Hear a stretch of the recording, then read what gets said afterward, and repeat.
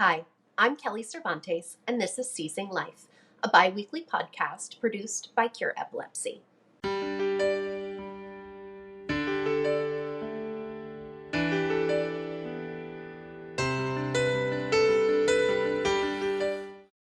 Today, I'm happy to welcome Elissa Moore to the podcast. Elissa is an attorney at McGuire Woods and lives in Charlotte, North Carolina with her husband and 4 children. When her son Cormac was diagnosed with epilepsy at age 9, it began a long and often frustrating journey through the medical system. A journey that she says opened her eyes to the need for better understanding of epilepsy across the healthcare system. Elissa is here today to talk about the struggles she encountered trying to get care for Cormac and share what she has learned in hopes that it will help other parents, caregivers, and patients as they navigate their own epilepsy journeys. Elissa, thank you so much for joining us today. I want you to tell me about your son Cormac and how epilepsy first entered your lives and how he was diagnosed. Thank you, Kelly, for having me and giving me the opportunity to tell Cormac's story. Cormac is my second of 4 children. He's red hair, blue eyes, all Spitfire, very active into sports, very physical. He was 9 on the date of his first seizure, and up until that point, we really had no indication or no warning or anything that something like this would happen. It was April 17th of 2019, and it was my oldest son's birthday. And so we were trying to kind of have a celebratory feel in the house. And I went to wake Cormac up at 6:40, which is normal, and sent him downstairs and tidied up upstairs. And all of a sudden I heard a very a loud noise, almost like a shout. And then I heard my husband screaming for me, and I raced down, and there was Cormac just on the kitchen floor in the middle of this very violent, what I now know is a tonic-clonic seizure. And it just wasn't stopping. I mean, I pretty much instantly called EMS. Obviously, you're kind of racing. Your mind is going through, what could this be? And I eliminated everything I could think of. Like, he's not choking. This couldn't be a heart attack. But he's not conscious. He's turning blue. I mean, it was just, as probably many of us now know, I mean, it's just so terrifying. And I'm lucky it was stone's throw from the fire station and also the hospitals. They were there within 4 minutes. And the seizure itself was about 5. And they came and did his vitals, like, oh, everything looks good. He looks like he had a seizure, I guess. Let's put him in the ambulance and we'll go to the hospital. And I went with him, obviously, in the ambulance and got there and was kind of expecting that we would be admitted. I didn't really know what to expect, but I certainly didn't expect that within the hour we would be discharged and walking out. Within the hour? Within the hour. I mean, the physician said, anyone can have a seizure. This is hopefully a fluke. His vitals look great. He passed all of our little neurological tests. So just head on home and call the pediatric neurologist and try to get in within the next week. And that was really disturbing. I didn't understand. I literally an hour before saw him on the floor and thought I thought he was dying, and I didn't know. So we walked out, and Cormac had this massive headache. I mean, he was throwing up. I called pediatric neurology as soon as I got home, and they said, okay, we'll see you in about 6 weeks. And I said, that's just unacceptable. I said, that is completely unacceptable. We need to be seen earlier. And there was no option, no alternative. So I just started working my networks and my friends. And I was fortunate that one of my friends connected me with a pediatric neurologist who saw me later that day. Kind of did the same thing. I don't know what else she could have done, but she said, oh, it looks good, and his neurological signs are strong and fine, so hopefully it's a fluke. Unfortunately, it was not, and we're almost 2 years into this journey. What did it take to get the epilepsy diagnosis? 1 week later, literally to the minute, it was 6:50 in the morning, the exact same thing happened. He was down for 5 minutes. I called EMS. They did come promptly. And this time we went to the other hospital's ER. and they did an EEG in the ER. And a resident popped in after the test, was like, hey, he has an abnormal EEG. He is diagnosed with epilepsy, and here's a prescription for Keppra. And I was like, well, I mean, wait a minute. What do you mean? Like, what does this mean? And he said, well, it just means that his brain electro pattern is off, and this is not entirely atypical, and Keppra is successful with 80% of patients. It was just so cavalier and so flippant that I just really thought, well, this is obviously something that happens, and I guess once again I shouldn't be too concerned, and this drug works for 80% of the people, so I'm sure that we'll be fine. I'd love to know where he got that statistic from. For the record, 1/3 of patients diagnosed with epilepsy don't respond to treatment. So this idea that 80% of seizures respond to Keppra is just ludicrous to me. So you get an epilepsy diagnosis off the cuff, this prescription for Keppra, and you're sent home. How did he respond to the medication? Really not well. I do Which remember isn't that unusual with Keppra. I mean, it works wonders for some people, and for others, there's major behavioral side effects. You're exactly right. I mean, we experienced an unreal change in his behavior and no corresponding change to the seizures. I mean, the seizures continued. We had one massive seizure per week, and Keppra did not touch that. But I saw this little guy who, I mean, if before he might have said, I'm going to throw this shoe at you, now it was like, I'm throwing this shoe at you, and by the way, I'm going to go get a baseball bat, and I'm going to break the chair, and I'm going to throw, his behavior went from what I could defend as maybe typical 9-year-old boy anger to, okay, we've got a serious problem here, and he's dangerous. You have 3 other children in the house. Absolutely. And I mean, I felt like we had to protect ourselves from him. It was just really sad. It was like a Band-Aid was ripped off his brain or something, and all the inhibitions that he had worked hard in his life to kind of create were gone. And throughout this, you don't have a pediatric neurologist to consult. Not really. I mean, once they said after that second ER visit we needed to have a pediatric neurologist, I did connect then with the person that had seen us as a favor on that first day, and she became our treating neurologist. But by his maybe 4th seizure, she referred us up to an epileptologist. But I was shocked that he would have these big seizures, and I would call, and I was still new to it. And I mean, I think you're probably, no matter how new to it you are, these are always upsetting, and you're always feeling, confused of what should I do, and you just want to talk to a medical provider. I was shocked that it was literally like, well, just up the dose. And I couldn't believe that, when you have an infant and the infant has a situation, the pediatricians have you come in. So it was just a different, I guess it could be the difference in having a chronic condition versus an otherwise healthy child that maybe has an ear infection. But I was desperate for somebody to see him either after he had a seizure so they could say, okay, maybe Keppra isn't right. Maybe we shouldn't just keep upping the dose. So once we got that referral to the epileptologist, I felt a little bit better. I also want to highlight something that you mentioned that I certainly didn't know. I learned as we were going through the motions that not every neurologist is an epileptologist.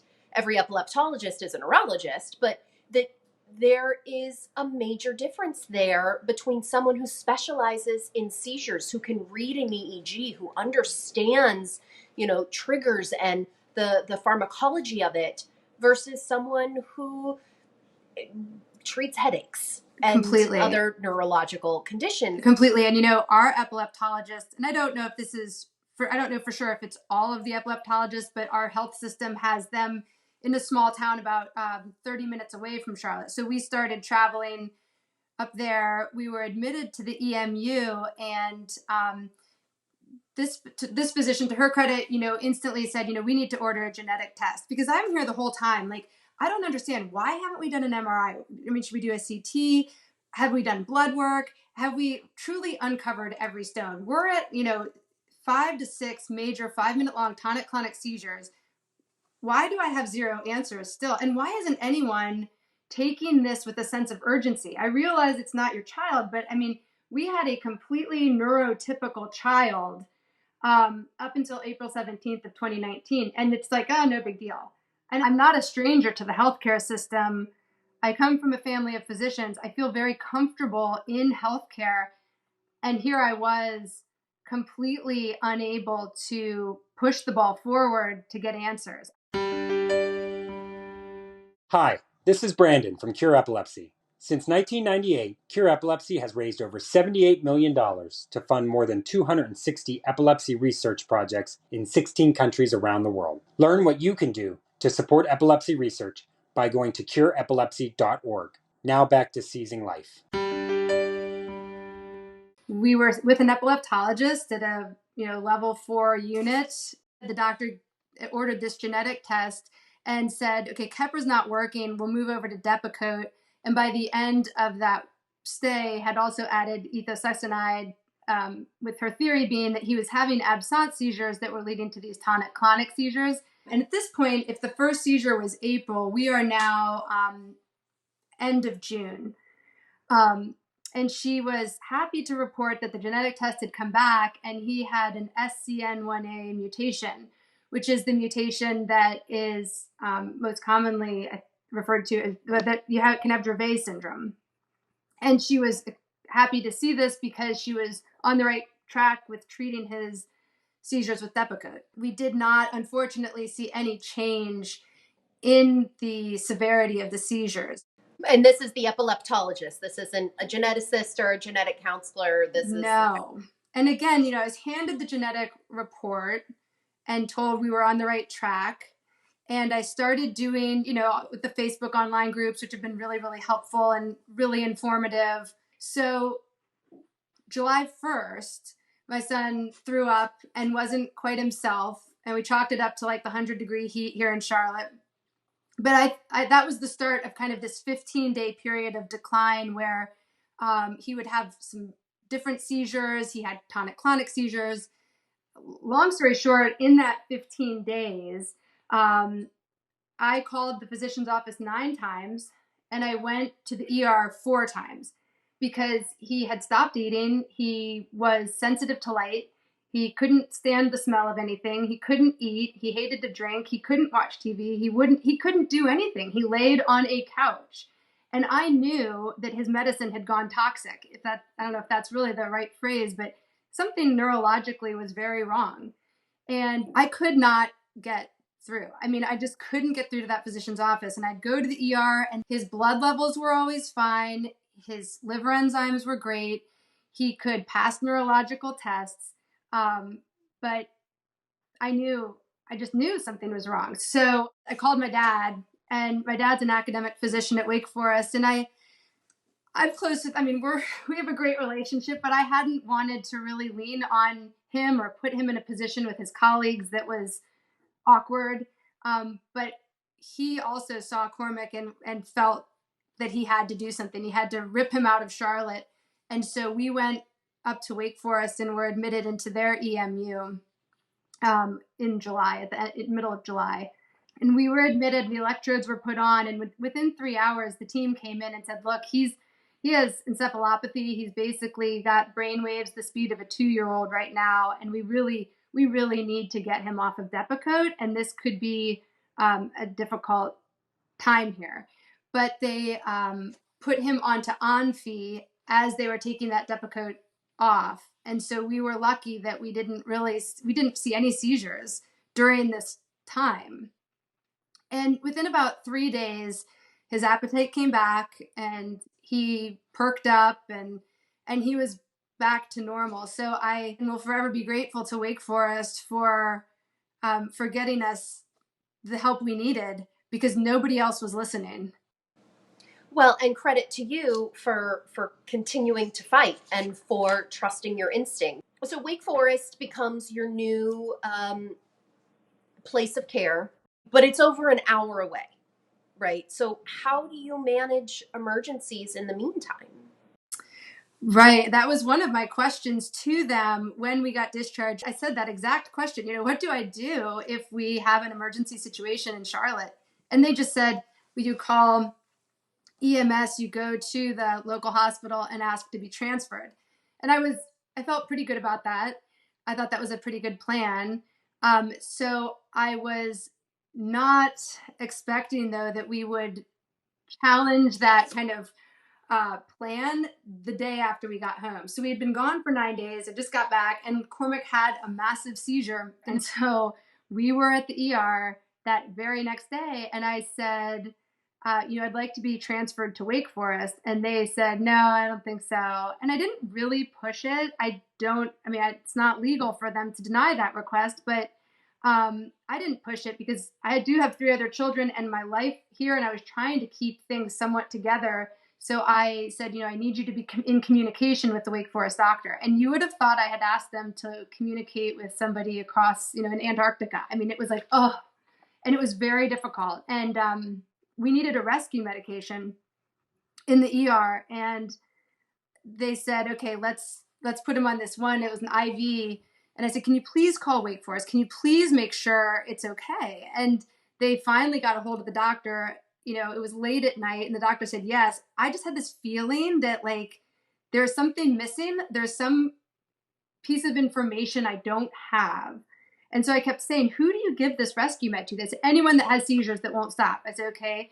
Do you give it to kids? Yes, they give it to kids. And I'm trying to think, what is it here that I need to know? I said, wait, do you give it to kids or people who have a sodium channel mutation? And they said, no, we don't. And I said, then take it out.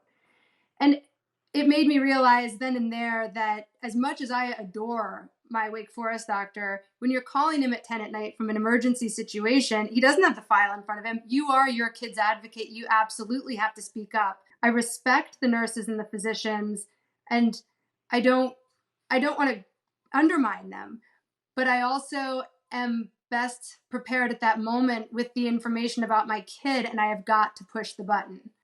It's a difficult concept. It took me months, if not a year, to really come to terms with, I know my daughter best. Even though I don't have MD after my name, I have earned a PhD in my daughter.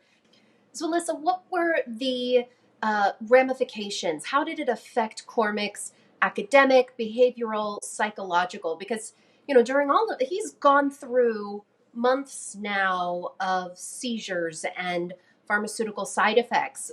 How did that affect him? We started school in August in a very unstable situation.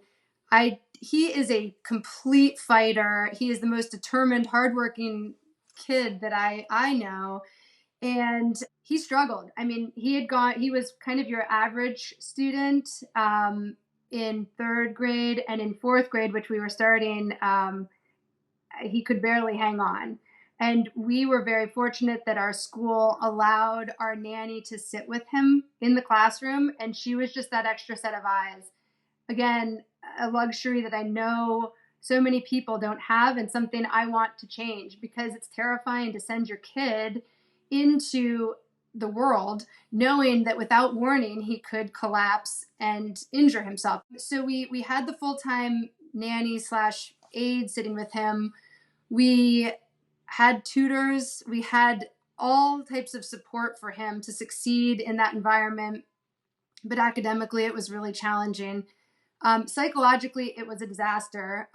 He was in a therapy, like a talk therapy or play therapy, with no real impact. He was an amazing therapy kid. The therapist would say, oh, he's so fantastic. He's got all this down. And then, take him out of therapy even for a minute, and it was back to this, I call it, and I don't know the real term, disassociated behavior. He was just angry, raging. It tended to have a little bit of a pattern. So I could anticipate that every night at 7 o'clock, we would have to have a 2-hour battle. And because it was so clockwork like that, I did at one point think it was medicine related. And doctors weren't really sold on that, because he was admitted at one point back to the EMU to see if it could be a side effect of the medication, but nothing showed up. And also that behavior went away in the hospital. So that was one of the struggles, was finding somewhere where we could get the seizures treated, but also kind of the full picture of like, we need psychiatric help and I need somebody to help me with this because I cannot figure out where to go. Where did you find help? So again, I just reached out to my connections and was so very fortunate to get into Mayo Clinic almost right before the pandemic. And it was just an incredible experience because it was the comprehensive integrated approach that I had been desperately fighting for from the start. So we had consults with the epileptologist and with the nutritionist, with the genetic counselor, with psychiatry. We had the full workups and blood work. We had 2 EEGs and an inpatient stay. I mean, they checked the box on everything. And also, I would say on the psychiatric side, I had been feeling that he was ADHD. I mean, his ability to attend to any task in school was basically none. And they did give him an ADHD diagnosis, which was helpful then in treating that and kind of bringing some ability, helping him focus. Well, and it helps with your IEPs for school. It helps get additional therapies through the state. It's amazing. An ADHD or an autism diagnosis can open a lot of doors for epilepsy patients, and just how common those comorbidities are. I mean, everything that you are describing, the ADHD, the emotional side effects, these are all very well known, very well documented comorbidities. How is Cormac's health and how are his seizures? Well, so when remote learning began in March, I was somewhat optimistic that we would see sort of a reprieve, but what I actually saw, and I think it was important, that he was actually having seizures every 9 to 11 days. And they weren't full on tonic-clonic. They are still kind of trying to figure out exactly what they are, but it just necessitated another inpatient stay at the end of this past summer, where we removed Vimpat and put zonisamide, added that to his regime. And after a couple of tough weeks, I'm very happy to report we're in kind of what they describe at Mayo as a honeymoon period. So he has not had a seizure since the end of September. I live every day grateful for that. I don't put too much stock in it. I just am like, okay, it's another day. But it is amazing. The psychiatric episodes have decreased dramatically. I don't see a pattern anymore of the 7 p.m. meltdown. He still is a little obstinate sometimes and defiant, but it's just, I think it's a little more typical behavior for a now 11-year-old. And in school, he is hanging in there. I mean, speed processing is a problem and memory is an issue, both of which I think are impacted by his drugs. But the other problem is speech fluency. And one of the side effects of zonisamide, they told me, would be speech issues. And he has a stutter, but he is really great. He just doesn't think about it and doesn't worry about it. And I will take that over the seizures that we were seeing. So I really feel like he's kind of back for the moment, more himself academically and psychologically. Well, that is amazing news, and so happy to hear that. And we'll all keep crossing fingers and toes that it stays that way and this honeymoon period extends. What advice do you have to other parents who are on this journey or who are just beginning?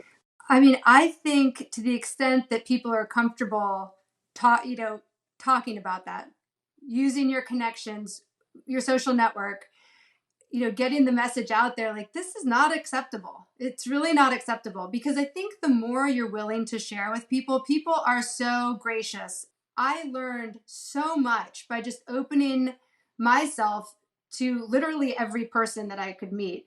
Cormac's story is nuts in a lot of ways. It was this explosive onset of an intractable generalized primary epilepsy, and just even typing those words into a computer, I got a lot of support groups that popped up.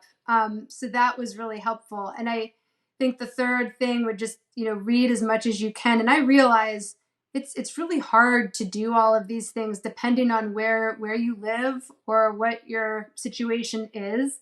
But I think there are so many wonderful people out there who are willing to help. The more that you put yourself out there, the more you'll find. Absolutely. That is all incredible, incredible advice. And I just appreciate so much you sharing your journey with us, to let other parents know that it's okay to have the fight and that that's what it takes. And we wish you and Cormac and the rest of your family so many well wishes and seizure-free days in the future. And just thank you so much for being with us today. Thank you.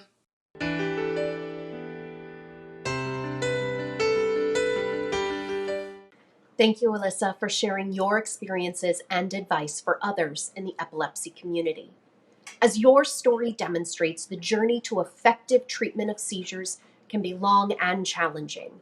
In recent years, new drugs have offered relief to some patients, but too many others are unable to attain seizure freedom. More than 1/3 of all epilepsy patients do not respond to traditional epilepsy treatments and therapies. The best hope for these patients lies in epilepsy research that will lead us to better therapies and ultimately to cures. That is why Cure Epilepsy is dedicated to funding epilepsy research. We hope you will continue to fund the research that promises so much to so many by visiting cureepilepsy.org/donate. Your support and generosity are greatly appreciated. Thank you.